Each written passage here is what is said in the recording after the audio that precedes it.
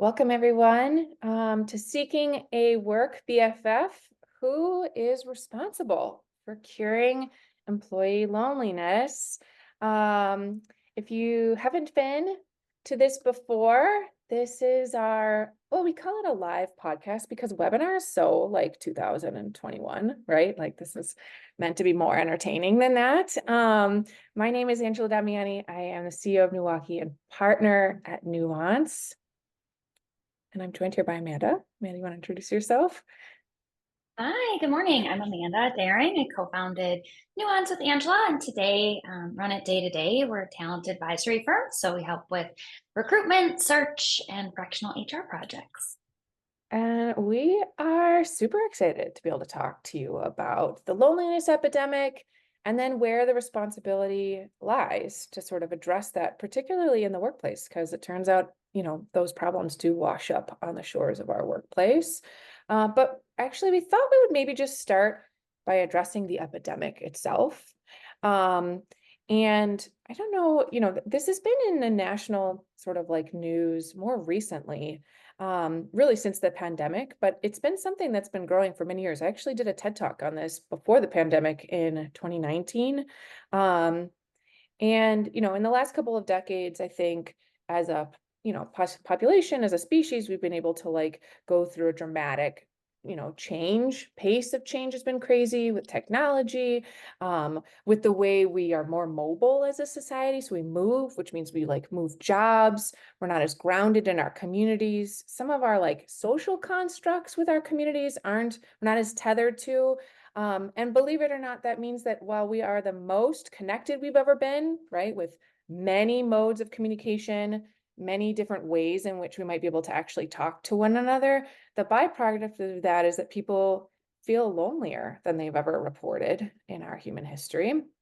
And that is a problem for a lot of reasons, mainly because it has actually like a really poor effect on our physical health. It turns out that being lonely can cause a risk of heart disease, stroke, actually even dementia in older people. So much so that the Surgeon General warns that feeling lonely in a chronic way is just as dangerous as smoking 15 cigarettes a day. So we all know how terrible cigarettes are. This is something that unfortunately is sort of like the reality of living in our modern society. But how we address it and how we sort of like take on the responsibility for it, I think is something that is really up for debate because there are only so many things that an employer can really do and provide for their employees. I don't know, Amanda, where are you at with all of this? And maybe you want to talk about like ways in which this kind of shows up at work. Sure. So, you know, obviously, I think gone are the days where we pretend there's like one whole person who's in our personal life and then like a totally different person shows up at work, right? Those boundaries have over the last few years been increasingly blurred, although I think probably we could argue that even while we were pretending they were there, maybe not so much unless you've all seen that show. What is it, Severance, where Oh, where yes. literally they have the one person at home and the one person at work. And so obviously, of course, how we're feeling, our physical health, all those things do show up with us in the workplace. In recent studies, we get these from NPR, almost a quarter of workers agreed that feeling lonely at work has affected their mental health, 23%, about the same amount. I would be willing to guess, although the survey didn't articulate this for us, that that same 20% who say they feel lonely at work probably closely correlated there.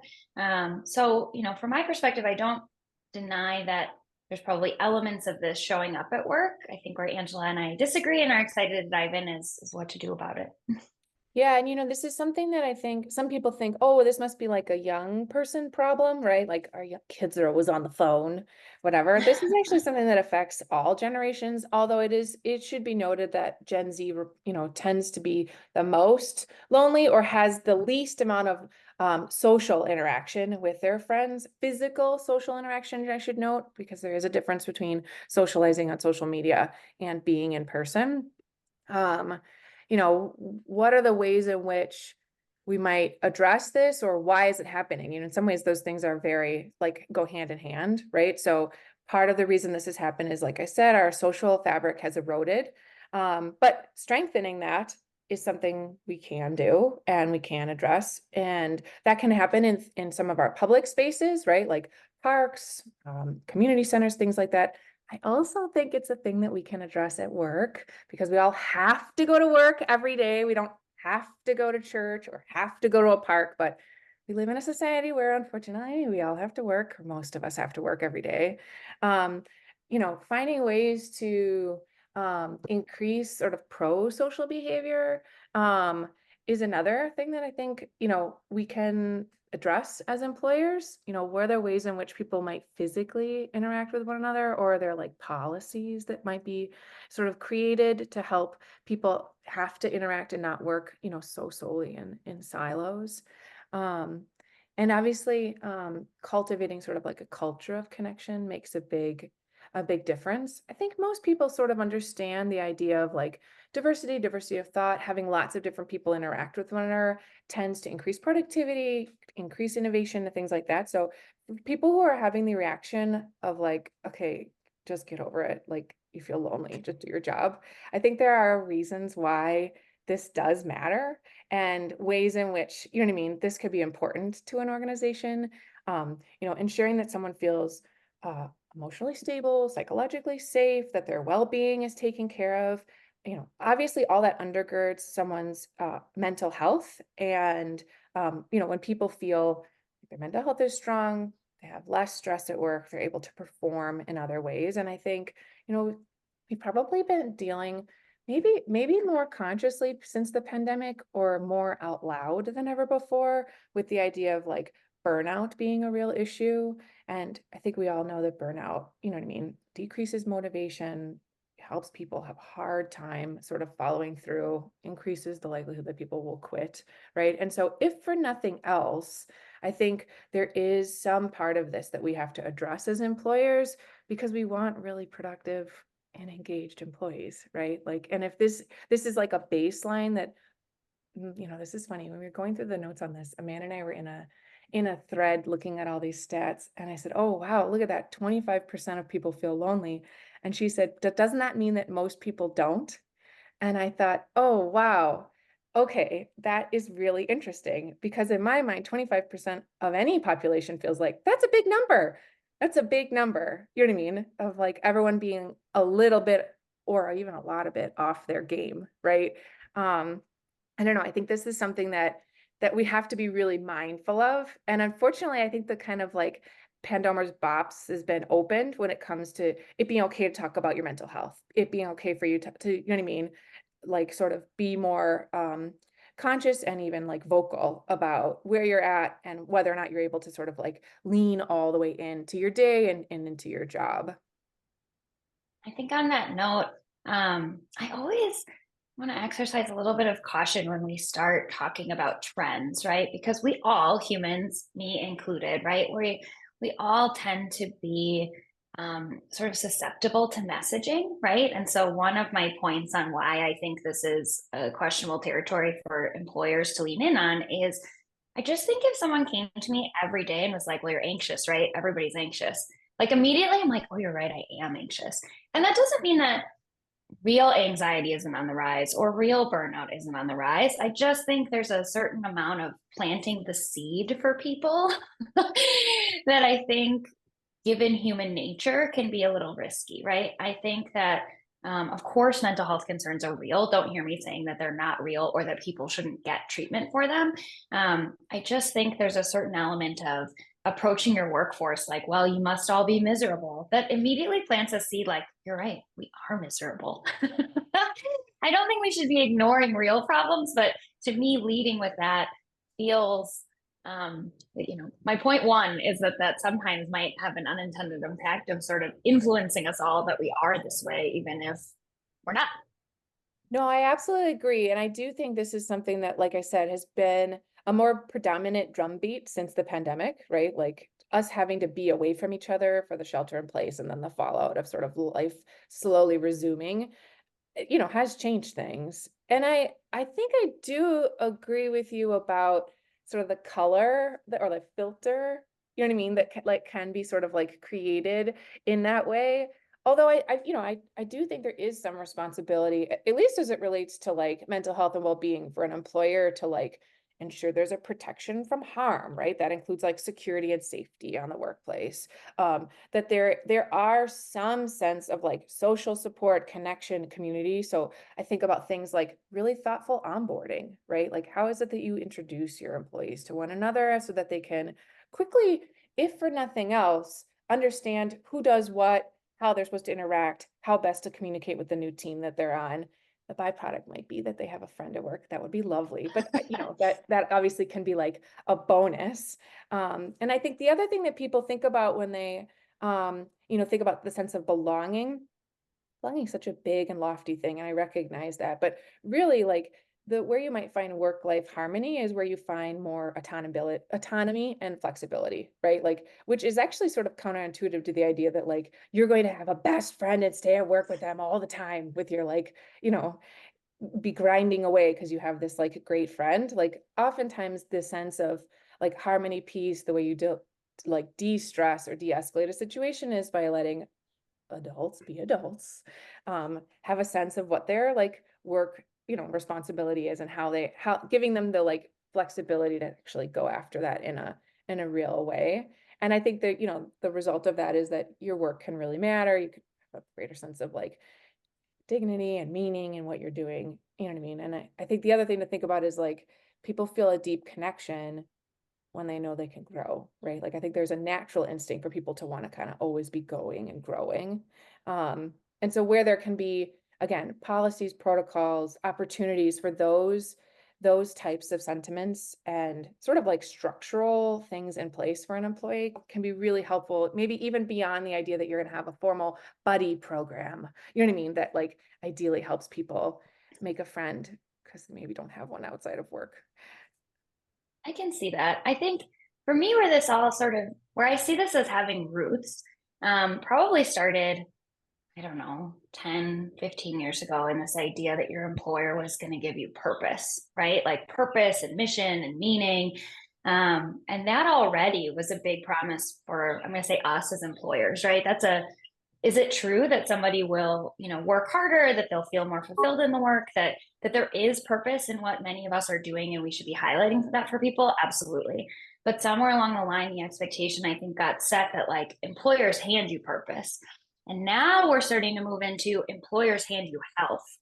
Mm, And fundamentally, I'm just not sure that employers can successfully deliver on that. To your point, I totally think we can deliver on safety. I totally think we can deliver on respect. I totally think we can deliver on empathy, right? Seeing you as a human. This is not me saying, don't hear me saying like, just get to work. There's no feelings in business. Of course, I don't think that. But I do think that when we set out to say, oh, you're going to find belonging here, that creates this bar that's very high, very, very high. And something that's, I think, even worse than not providing it is saying you're going to be providing it and then not providing it. yes, I agree, actually. Like more so than not. Like the idea that you're sort of like, you know what I mean, having this like picture perfect idyllic state and then not actually delivering on it. Yeah, that's like the surefire way to sort of have someone completely disengaged. And I think I think the other thing I've heard you say is that, chasing happiness for anyone is a losing battle. Like there is the counterpoint to the idea that the employers are responsible for some part of this is that like that means that the employee takes little or less responsibility in following through on those things, right? Like even if you were to have this like really wonderful, career pathway outlined for someone so that they can grow and that their purpose can be perfectly manifested, like they still need to follow through, do the work, you know what I mean, climb the ladder, whatever it might be, in order for that to happen. That isn't sort of just like ordained from on high. So yeah, I do. I think I agree with you a little bit on that, just a little bit. I'm curious, and I would love to hear maybe from anyone in the chat, or I saw we just had a really great suggestion from Mike. Thank you. How you set that expectation with people, because I do think it's also possible to overcorrect, right? Where we're like, this is a business, hit your goals, you're out, and like it's definitely been proven that psychological safety is core to success at work. Google has done incredible studies showing that like the number one factor for a successful team is psychological safety. And so I wonder if we can't like tease apart these ideas of I solve your loneliness, which I disagree with, and we build camaraderie and we think about trust in our team, which I totally agree with, right? I think that's a distinction of I make you happy versus I create a safe environment. Those are two different things to me. And I think part of it is how we set that expectation for our team. So I'm just curious if people have ways in which they've connected people or seen this work. Just says that she is moderatively placed between us in terms of thoughts and emotions around the concept. The struggle being how to help employees that stink at making friends. Oh, yes. Well, I mean, I think that's the handoff, right? That's where the responsibility becomes sort of like self-owned. Um, and I think what you're describing, Amanda, in terms of like uh not chasing happiness, but having like the forum be a place where that can exist is something that actually can be like built, right? Like I think about how do you have dedicated forums for like a mechanism for change to exist, right? Like buy-in comes when people feel like they have their ideas heard, and then there's either like some way in which they're made manifest, or there's clear communication about why not now, you know what I mean? Or how that doesn't fit into like, a long-term roadmap. People feel way more bought in that sort of scenario than they do when they feel like, oh, I took this survey, my sentiment, and then went into a void and we did nothing with it. Um, yeah, I think I agree with you. How do you help employees that stink at making friends? I mean, I think um, one of my favorite tools, and obviously we were a part of a team that also created a separate one, was using some of that data we get from whether it's a PI or Rivet or Disc, you know what I mean? Like having people truly understand how they communicate with one another, because I don't know that human beings are innately social creatures, right? It's not that you stink at making friends, it's that perhaps you're not communicating in the same way, right? Or the ways in which you have to work with one another aren't as like naturally conducive, but that doesn't mean you can't have a friendly or friend-like relationship. Um, I don't, what do you think about that, Amanda? I think that's, yeah, one element for sure.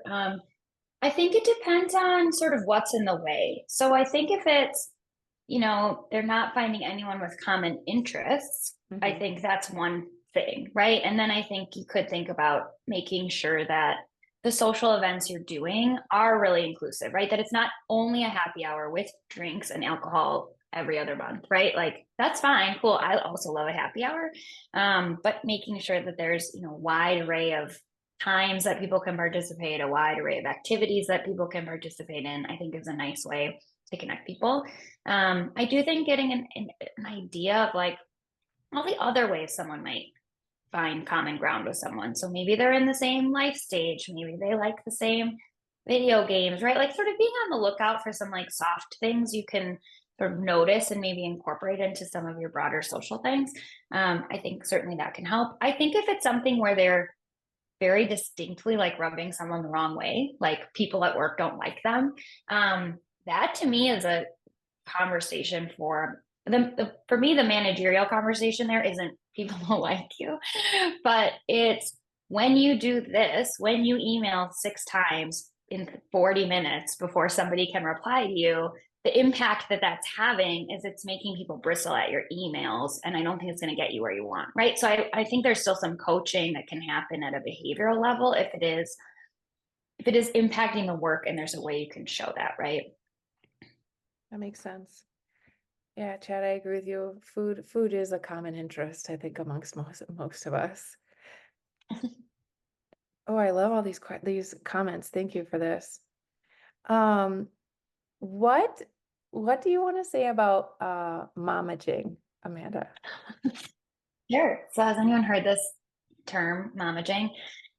Essentially this idea that as and in particular, I say we have more female leaders, but I think men do this too. I just think momager is a catchier title than dadager, but I'm sure dadagers exist as well. That there can be this tendency now that we are acknowledging feelings more in the workplace, to create a dynamic in the managerial sense that's more of a parental sense. So it's not, I'm holding you to high expectations as a fellow professional in the workplace. It's like, I'm coming at you with a tone and a reminder and a sense that I'm like parenting you, in a way that can be, I think, harmful to both parties. A, because it turns the manager into, sort of a catch-all versus a coach. And B, it can infantilize the worker and set the expectation, right, that my job is to be told what to do. And I think ultimately we're all trying to get our employees to a place of self-sufficiency. Maybe if I have time, or I can send it in the follow-up. But there was an interesting article in like the Bustle and a couple other places like this of employers and managers feeling like the emotional labor had started outscoping the rest of it, right? Like there's definitely emotional labor in being a manager, but if you spend too much time on it, suddenly you become like a momager or a dadager. Oh yeah, I love that. I really love that. I really appreciate these comments here. Does anybody want to go off mute, add their own thoughts, where the responsibility lies, or what people are doing to address it? I'm happy to, real quick. Sure. So I think that it's important, like I said, to make sure that you understand that everybody isn't going to feel belonging and included. If you do it one way, you have to understand each person on your team. And, not that you have to have an event where you can figure out how everybody's going to feel included, but sometimes it's just having those one-offs and not having just emails, but one-offs and having lunch and coffee. That's how I make sure that I'm understanding each of my team members, behaviors and what makes them feel included, and then try to pull all that together so that we can have events that everybody feels a little bit included. And that's not easy, but I truly lead. I try to lead with empathy and make sure that I'm just thinking about how everybody's feeling and what makes them feel belonging, I should say. Yeah, I agree with you, Abby. Someone put in here like that some people might need more or less, and I think that's okay too. Oftentimes when we talk about these things, we jump to the events, like we should do more events, and sometimes that's not, you know what I mean, what actually people need. Corinne? Hello. Hi. Yeah, I just wanted to share a little bit about what I've sort of piloted for our new hires at Amped, where I work. We're working on, similar to Amanda's point about trying to find some commonalities among people. So we sort of take a look at who the new hire is, like what is their age, what is sort of like maybe they'd be interested in, and not only pair them with someone that they can learn from here, but someone who might have a little bit more in common with them coming into our company. And I think everything that we do, we're trying to build connection, which kind of goes hand in hand with belonging. With like a hybrid workforce, we've been working on, you know, those of us in the office have connection because we're here and we're talking to each other and have those informal coffees. But then, like, where does that leave our virtual team or people that aren't in the office? And so I think like other people have said, it's a balance, but we're trying to figure out ways to engage people. But I'm excited about where we're at with like a new hire experience because I think that was really lacking in the past. I like it. I love the idea too of like opening the door. A voice that I want to make sure doesn't get lost in this conversation, and they're probably not in this room based on the topic, is there are people for whom they don't want to be friends with their coworkers. They want to come, they want to do their work, and they want to go home, and that is what they want. And I just think we should. That's a very valid perspective in my opinion. Abby's point about everybody being an individual, right? Like, seeing if you can recognize that in someone, is, I think, just as valid. Other thoughts, questions, comments?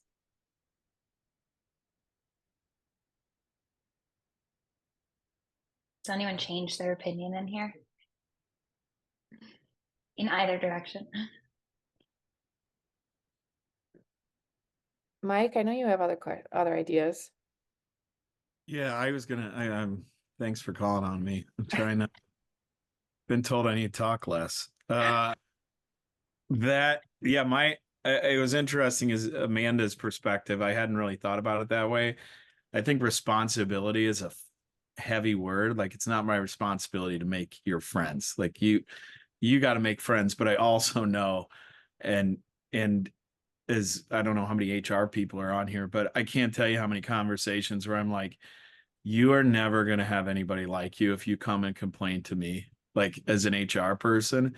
And I usually do hey, I can help you with this, but understand if I get involved, it's not as much fun as if you just do it yourself. And I think about that as Amanda, you were saying, hey, when you're driving, when you learn to drive and you're like, don't stay in between the lines, stay in between the lines, stay in between the lines, and then you're going outside the lines because you're thinking about the lines.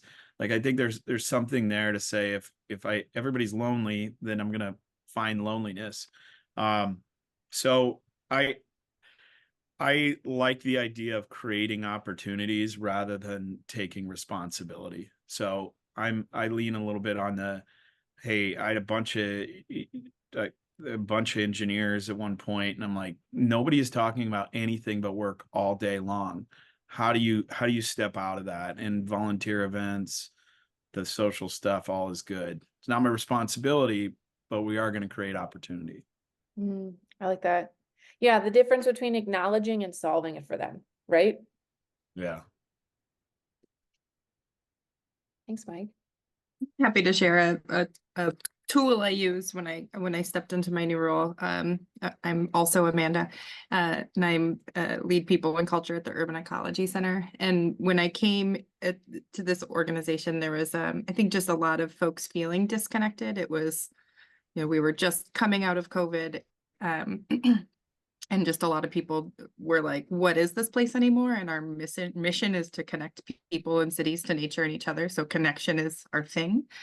And so coming in and being HR, as you just said, Michael, people were like, oh gosh, another new one. So my goal was to just, I guess, take the formality out of the way that we worked. That like my communication didn't have to be like policy and things like that. And so by me approaching everyone with like a new style of humanity, it was like, oh right, I just get to show up as the person I am. And it was pretty awesome to see then how people started becoming humans again at work. And I think that's where that like the ideas started coming from people of like, oh right, remember when we used to play volleyball? Or like remember, and it started happening at the ground level just by showing up as humans. So that, certainly not groundbreaking stuff, and I came late, so maybe that was how you kick things off, but thought I'd share. No, that was lovely. Thank you. And if anyone hasn't been, go to the Urban Ecology Center. Amazing. Like a gem in our community. Amanda, you hit something like you get to see people are humans. I love the volunteer. Probably the best thing about that volunteer is like you have somebody at work that you're like, I can't imagine this person having any friends. I don't know how they got even married. Like who is marrying this person? And then you go and you see them outside of work and you're like, oh, they're a normal human being. I just haven't seen them not be, so driven 24. They don't show their regular self at work. I like that bring the human side.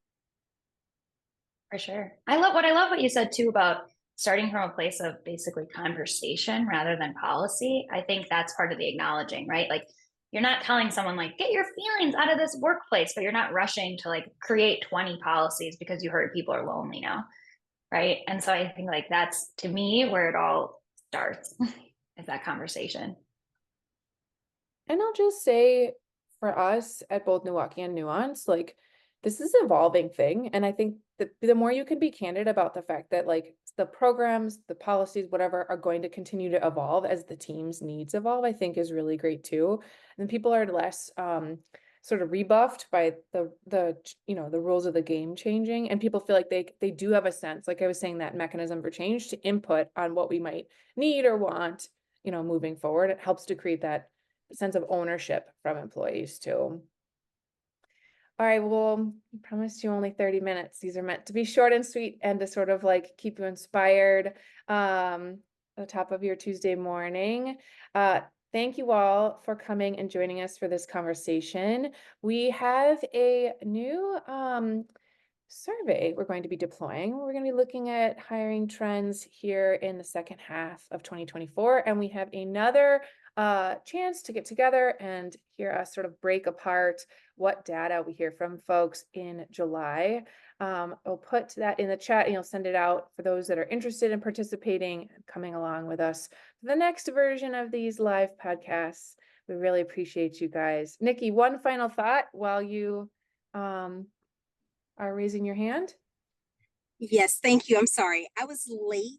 So just wanted to make sure, I know that it's being recorded. Will we be able to access to get the first part of it? Yes, absolutely. If you registered via Eventbrite, you will get later this afternoon the recording for this and the survey I mentioned, as well as an invitation to the next session in July. Thank you all so much for being here. I appreciate it. Thanks for the thought partnership. Bye, everyone. Thanks, all.